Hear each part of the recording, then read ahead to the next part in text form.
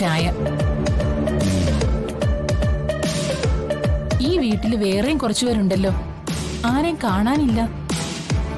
വേറെ ആരും ഇല്ല ഇവിടെ. അമ്മ എന്നെയാണ് ഉദ്ദേശിച്ചെങ്കിൽ ഞാൻ ഇവിടെ ഉണ്ട്. അതല്ല, ഈ വീട്ടിലെ പുതിയ താമസക്കാരെയാണ് ഉദ്ദേശിക്കുന്നെങ്കിൽ അവരിവിടെ ഇല്ല. ഇല്ലേ? ഇന്നലെ രാത്രി തന്നെ വന്ദന ഇവിടുന്ന് പോയി. വന്ദന പോയിന്നോ?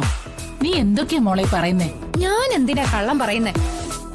ഞാൻ കണ്ട കാര്യം പറഞ്ഞതാ. ഇന്നലെ രാത്രിയില് അവര് തമ്മിൽ എന്തൊക്കെയോ പ്രശ്നമുണ്ടായി. ബഹളം കേട്ട് ഞാൻ വന്ന് നോക്കിയപ്പോ വന്ദന ഇറങ്ങി പോകുന്നതും കണ്ടു. കുറച്ചു കഴിഞ്ഞപ്പോ അവളുടെ പിന്നാലെ വാലാട്ടിക്കൊണ്ട് ജഗനും പോയി. കൊള്ളാം. മാതൃകാ ദമ്പതികള്. ദാ വന്നു, ദേ പോയി. അവരെന്തിനാ വഴക്കിട്ടത്? വ്യക്തമായിട്ടൊന്നും ഞാൻ കേട്ടില്ല. പക്ഷേ വഴക്കിന്റെ കാരണം ദിയമോളായിരുന്നു. ആയരണം കെട്ടതിനെ കൂട്ടിക്കൊണ്ടുവരണമെന്ന് അവള് പറഞ്ഞു കാണും. എനിക്ക് കേട്ടിട്ട് അങ്ങനെ അല്ല തോന്നിയത്. പിന്നെ ഇരുവരുടെയും സംസാരം കേട്ടിട്ട് വന്ദനേക്കാളും കൂടുതല് ആ ദിയയുടെ സ്നേഹം ജഗനാണെന്നാ എനിക്ക് തോന്നുന്നത്. ദിയമോളെയും കൂട്ടി ഇങ്ങോട്ട് കെട്ടിയെടുക്കണമെന്ന് പറഞ്ഞിട്ടുണ്ടെങ്കിൽ അത് ജഗനാവാനേ സാധ്യതയുള്ളൂ. അവര് പോകുന്നത് കണ്ടിട്ട് നീ എന്താ എന്നോട് പറയാതിരുന്നേ? അമ്മയോട് പറഞ്ഞിട്ട് ഒരു കാര്യമില്ലെന്ന് തോന്നി. അമ്മേ, ജഗനിപ്പോ അമ്മ വിചാരിക്കുന്ന ആളൊന്നും അല്ല. അവനാ വന്ദന പറയുന്നതേ കേക്കൂ. അല്ലെങ്കിൽ രാത്രിയിൽ ഇങ്ങനെ ആരോടും ഒരു വാക്കും പറയാതെ ഇറങ്ങി പോവുമായിരുന്നു.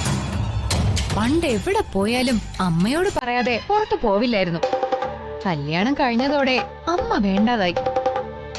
മിക്കവാറും തിരികെ വരുമ്പോ ജഗന്റെ തോളത്ത് ആ അനാഥ കൊച്ചു ദിയയും കാണും. വിദ്യേ, ഞാൻ പറഞ്ഞതേ ഉള്ളമ്മേ.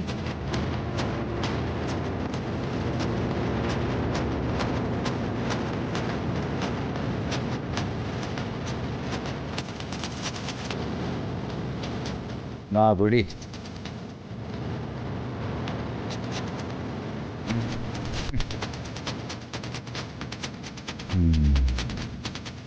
ജഗനും ദിയയും തമ്മിൽ ഉടക്കി പിരിയണം. അല്ലെങ്കിൽ ആ പരട്ട കുഞ്ഞിന്റെ ബാധ്യത കൂടി ഞാൻ ഏറ്റെടുക്കേണ്ടി വരും. പിന്നെ ഇതൊരു സത്രമാവാൻ അധികം താമസമൊന്നും വേണ്ട.